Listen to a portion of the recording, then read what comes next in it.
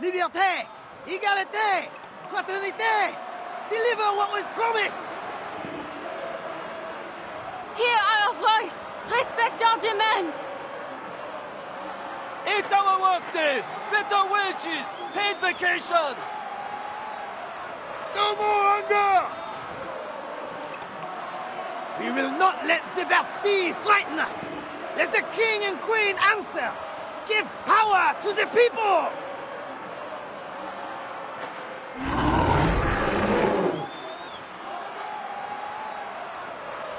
Drive them out of Versailles! Bring them here to Paris!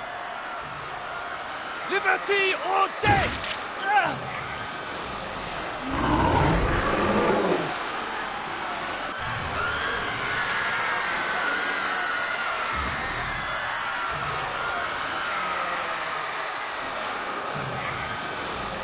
Liberty or death!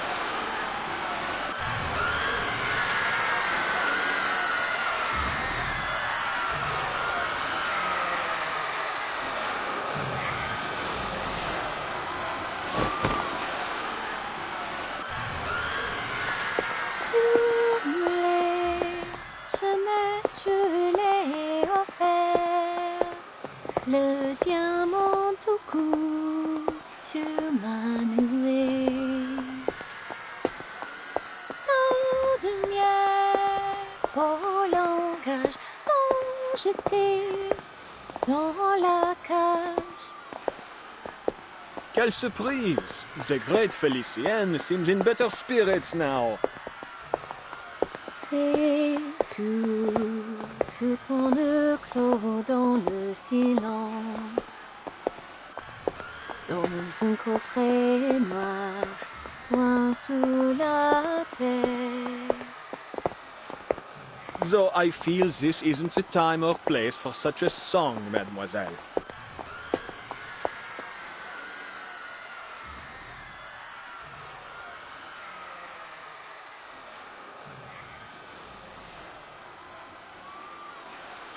Adele would never interrupt me the way you did. What a shame she never heard this song. But you wish to speak business, yes? Then let us talk. First, answer me this. Why has there been near or no progress in passing on the Guiding One's teachings, despite the many changes in era? You've elected to ignore your most sacred duty, throwing aside her benevolent instructions in favor of your pursuit of knowledge. Without my leadership to inspire you, this organization is about as useful as a chocolate teapot, it seems. Please, mademoiselle. All these problems will be solved once I unravel the deepest secrets of the depths of myth. Look at you, still clinging to that old drivel. Did I not already expose your worthlessness? I'd have had you swept out by the servants in my day. But you're living proof of my thesis. You came back from the depths of myth.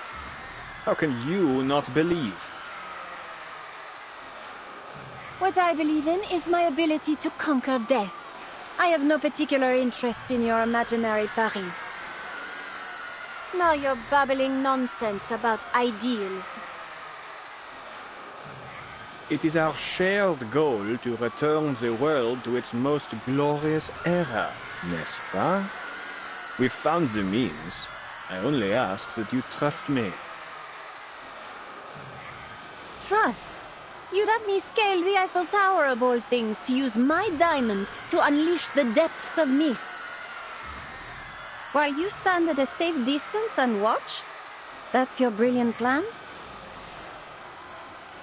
I admit we made a mistake, mademoiselle. But I've discovered the truth. The depths of myth don't lie below, but above. Altitude represents ascension, a primordial image as old as civilization itself. That is why you must reach the peak of the city's tallest structure. There, all of Paris, perhaps even the entire world, will transcend. if my theory proves correct. Theories, theories, theories. Ugh, what torture it is to listen to you. And what of you, madame? Why are you staring at me like that? Your gaze is nauseating. Stop it.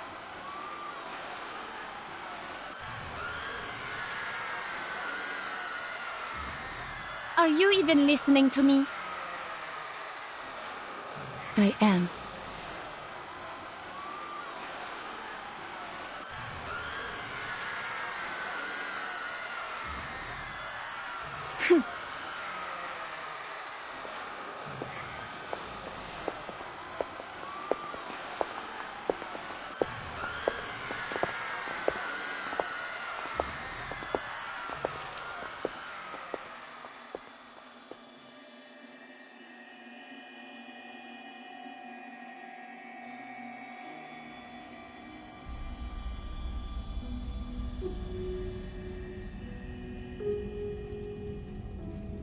I never really understood any of the songs she sang. That's why I didn't bother to say anything. But I could tell she had a beautiful voice, the kind any singer would envy.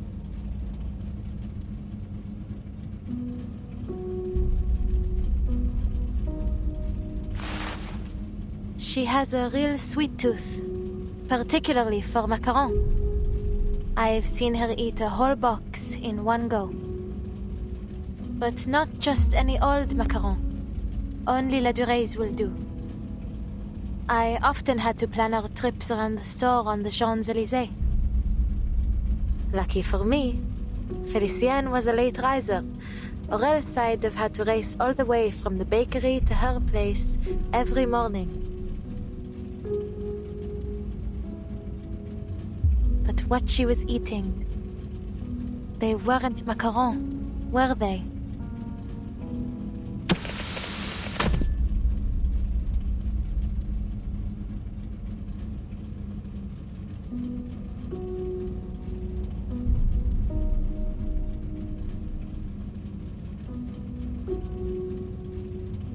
Madame Boiniche, please tell me, what did she do to me?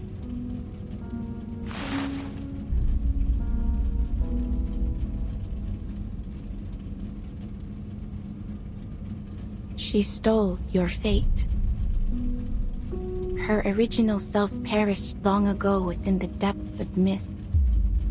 The spirit that found you was only a remnant, a mere shadow clinging to a world in which she no longer belonged. She longs to live again, even if it is only as a parasite. What about those memories we shared? Were they all just illusions? Some were true experiences you shared as your streams of fate merged. Others were but fabrications. The nuance can be difficult to discern without careful observation.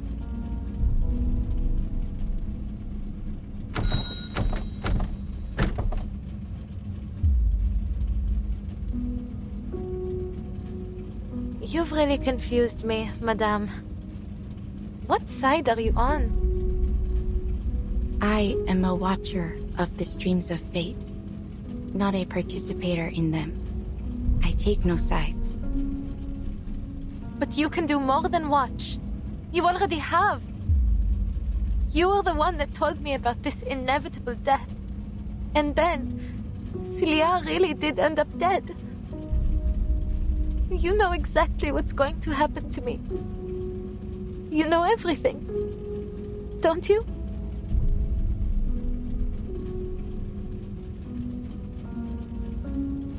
It is not nearly as simple as you might imagine, Adele. To observe a stream is to see only its curves and eddies, the ripples of importance. I see the path, but not every moment along it. That is itself sufficient for me to ascertain one's eventual fate. There are rarely any exceptions. You said rarely. So, there are exceptions? An exception, yes. I told you about her, did I not? I had been drifting along the streams of fate when I saw a girl who resembled me, who in some part came from me. It was quite a revelation. I saw where our streams merged long before she was born, and I knew I would name her Matilda. That she would grow up to be kind, brave, and truly gifted. I followed her through every turn and every ripple to the very end. Then I looked away. I stopped watching.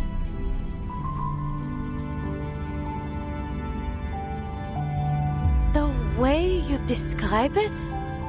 It sounds strange, madame. Almost cruel. As if you've ignored her in the present because you're afraid of her future. I studied the entirety of her stream, every moment of her fate. It seemed enough.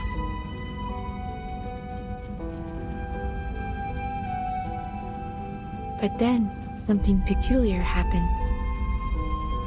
In the final moments of this millennium, there was a certain kind of rain. Since that time, the streams of fate have lost their clarity. At times they are muddied, at others interrupted, twisted into vortexes. As they began to shift, so too did everything else. The fates I had seen had taken a new form. Nothing was the same.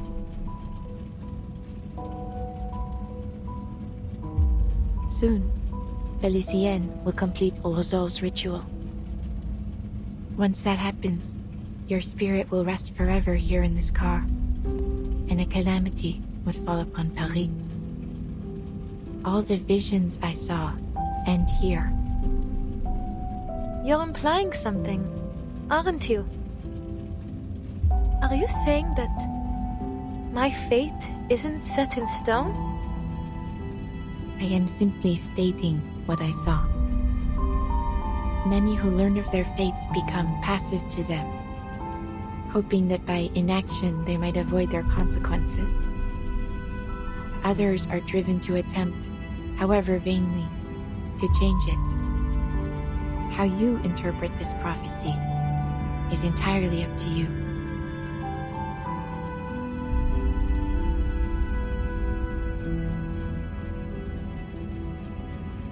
Then there's still a chance for me to leave this car, n'est-ce pas? This is a spiritual haven, a place which belongs to you alone. Once you leave, you may find salvation hidden within the currents, or a fate far worse than death. I don't want to know what lies in wait for me. What I want is to get out of here and destroy the diamond, just as I promised. I won't fail again. You know a way to let me out, no? You wouldn't be here otherwise. Please, madame, tell me. Whatever future you're hoping to see, it will never happen if I give up now.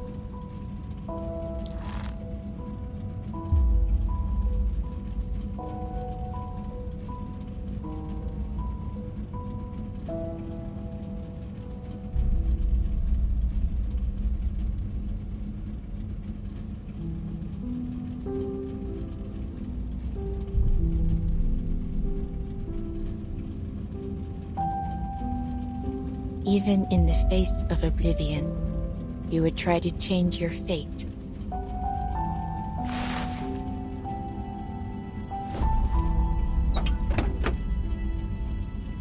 Go then.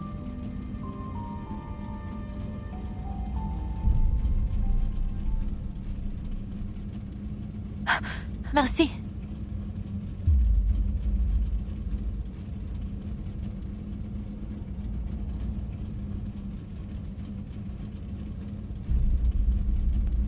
I'll see you around, Madame Boaniche.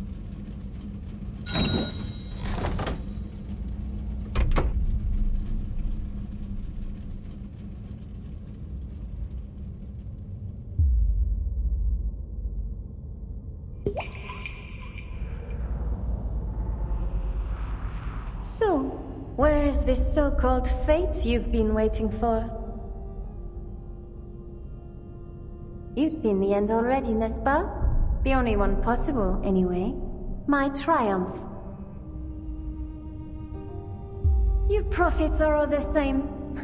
My family bankrolled a dozen frauds like you, yet not one ever foresaw the revolution. You ought to have dedicated yourself to the Guiding One instead.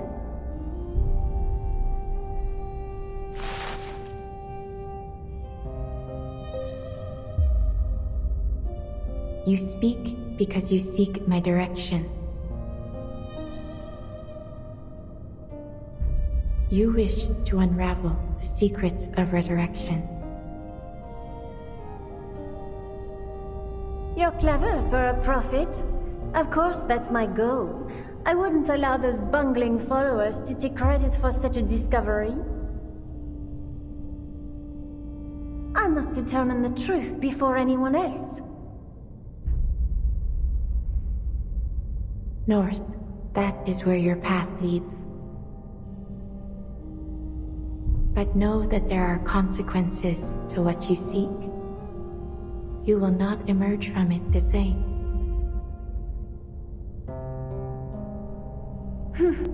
Spare me the theatrics. I shan't be intimidated. You've pointed the way. I have no more need of you. Whatever consequences lie ahead depend on me, on my actions, not some puddle of fate. Au revoir, madame. Let us see what the all-seeing lady has seen for us.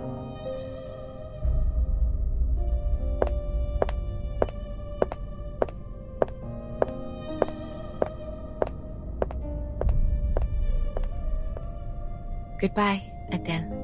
I look forward to seeing what comes of your actions. To seeing another prove me wrong.